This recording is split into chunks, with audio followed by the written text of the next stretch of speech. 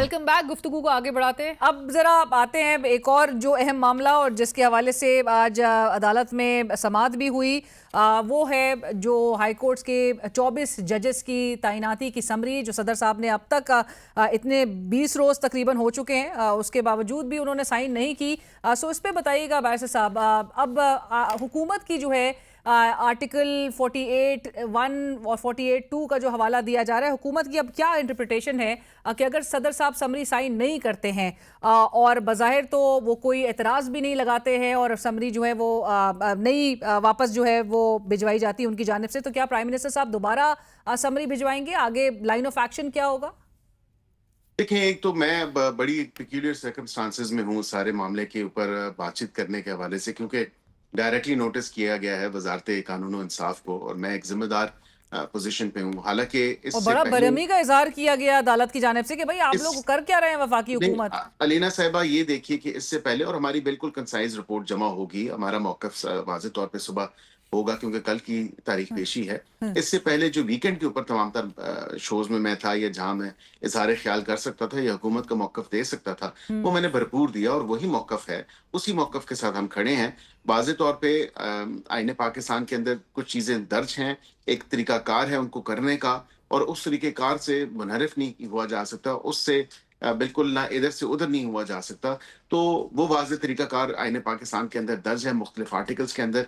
इससे ज्यादा मैं इस पे कमेंट नहीं करूंगा क्योंकि मामला सब जुडिस है एंड रियली बिकॉज मैं बट चाहता हूँ कि आपके ऊपर बात आ रही है कि वफाकी हुकूमत ने अपनी जिम्मेदारी पूरी नहीं की है। ऐवान सदर के जो जराए हैं बैरिस्टर साहब, वो कहते हैं आर्टिकल 48(2) की बहरहाल जो वो इंटरप्रिटेशन कर रहे हैं, मैं उसको कोट करके आपसे जरूर चाहती हूँ कि आप रद्दमल दें। वो कहते हैं प्रेसिडेंट साहब का काम जो है वो सिर्फ एक पोस्टमैन का नहीं है, वो he can exercise his own judgment and his own assessment and if he is not satisfied he is not bound to sign. I mean, to be honest with you, all I can say on this is there are a number of settled precedents, a number of judgments in the past. Al Jihad Trust case को देख लें, नदीम साहब का case देख लें, दीगर cases देख लें, वो तमाम केसेस जो हैं या रेफरेंस नंबर 1 ऑफ 2012, उन तमाम में वो प्रिंसिपल सेटल हो चुका कि आईने पाकिस्तान की रूह के मुताबिक, उसके आर्टिकल्स की तशरीह के मुताबिक जो तमाम तर मामला है वो क्लैरिटी के साथ मौजूद है, और वो वही बात है जो मैंने इस वीकेंड पे बात की और मैंने हुकूमत का मौकफ पेश किया। इससे ज्यादा अब तो इस स्टेज सर पे वो बिल्कुल मामला 48(1) ये सब्जेक्ट बता है। देना, 48(1) प्रिवेल करेगा? आप भी क्या करेंगे? अब समरी जो है वो भिजवाने का इरादा रखते हैं? आपने कहा रिपोर्ट जो है वो आप तफसीली जो है वो जमा होगी। Will you wait for high court's order? देखिए, इन द कॉन्स्टिट्यूशनल फ्रेमवर्क या कॉन्स्टिट्यूशनल स्कीम ऑफ थिंग्स में वाज़ेह तौर पे समरी जा चुकी है, और उससे ज्यादा मैं इसलिए इस पे कमेंट नहीं करूंगा क्योंकि मैटर सब्जेक्टिस है, और मैं नहीं चाहता कि मेरा कोई कमेंट या मेरी कोई बात जो है वो उस पे प्रेजुडिस करे प्रोसीडिंग्स के ऊपर। इसीलिए आई एब्सटेन फ्रॉम फर्दर सर लेकिन कमेंटिंग ऑन इतनी दिस। इस वक्त हमें जो सिचुएशन है पूरी इतनी काफ़ी माजरत के साथ बड़ी एक मेसी नज़र आ रही है कि जहां पर नैयर बुखारी साहब जो कि साबिक चेयरमैन रह चुके हैं सेनेट के, एक आईनी पोजीशन पे रह चुके हैं, पीपल्स पार्टी के वो इस वक्त जनरल सेक्रेटरी हैं, वो कह रहे हैं कि हमने जो नाम दिए उनको ना ही आपने कंसिडर किया ना ही उनको अपॉइंटमेंट दी। सो एक बड़ी ग्रीवेंसेस नज़र आ रहे हैं उनके, और वो कह रहे हैं टॉप ऑफ द जो लिस्ट है वो हमारे नाम थे, हमने जो रेकमेंड किए थे, और क्योंकि पार्लियामेंट्री लीडर से नाम मांगे गए थे। और फिर मैं जरा क्विकली सुनाना भी चाहूंगी, नाजरीन को जरा सुन भी लीजिए और फिर मैं करवाती उस पार्टी के दिए हुए नामों को इन्होंने न तो कंसिडर किया ना उनको अपॉइंटमेंट। एक जो जज उन्होंने अप्रूव किया उसके बारे में करप्शन के एलिगेशन है। अच्छा। सर एक तो पॉलिटिकल सिफारशात के हवाले से पहले ही लोग तनकीद कर रहे हैं कि जी सियासी जो है वो सिफारशात पे इन बेसिस पे अब जजेस को जो है वो अपॉइंट किया जाएगा।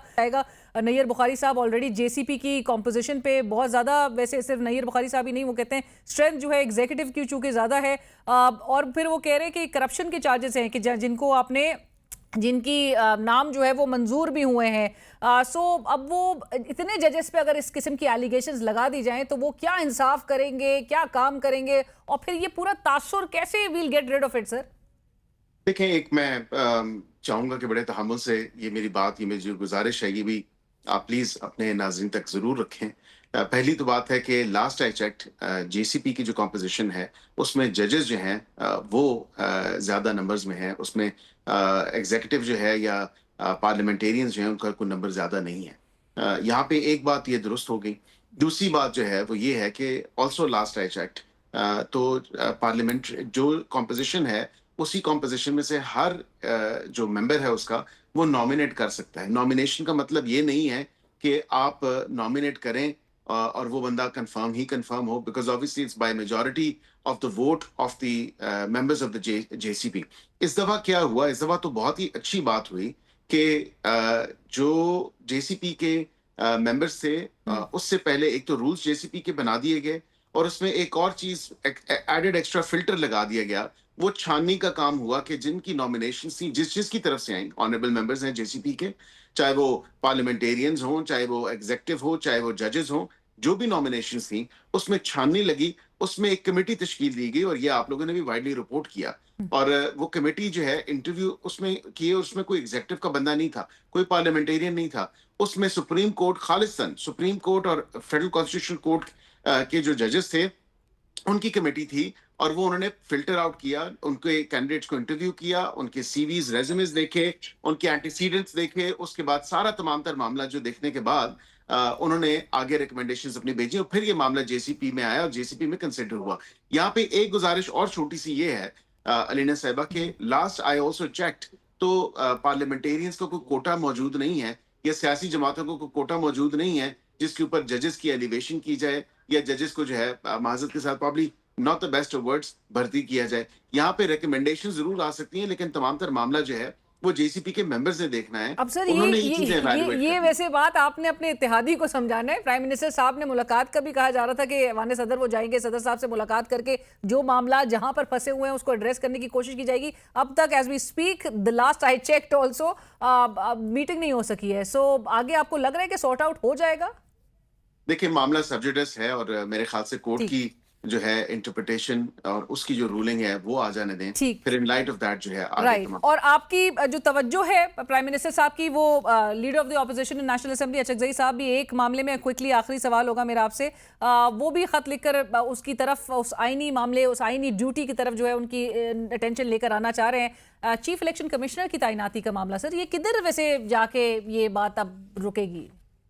देखें ये वजीर आजम ने मई में खत लिखा था, आपको याद है, और ये तमाम तर मामला पहले भी जेरे बहस जेरे गौर आया और इस पे जो farmer leader of the opposition है उमर अयूब साहब, उनसे खत लिखा लेकिन उस खत का जवाब तक देना उन्होंने गवारा नहीं समझा और उन्होंने उससे पहले सर अब ये आ गए हैं ना, तो ये खुद लिख रहे हैं खत आया है बिल्कुल, और खत पे जो है मैं समझता हूँ कि आईनी तरीकाकार है, मौजूद है, उसमें बिल्कुल उसको अडॉप्ट होना चाहिए और उसी हवाले से आगे प्रोसीड होना चाहिए। Right. Thank you so much barrister साहब, बहुत शुक्रिया। प्रोग्राम में वक्त हुआ एक ब्रेक का, हमारे साथ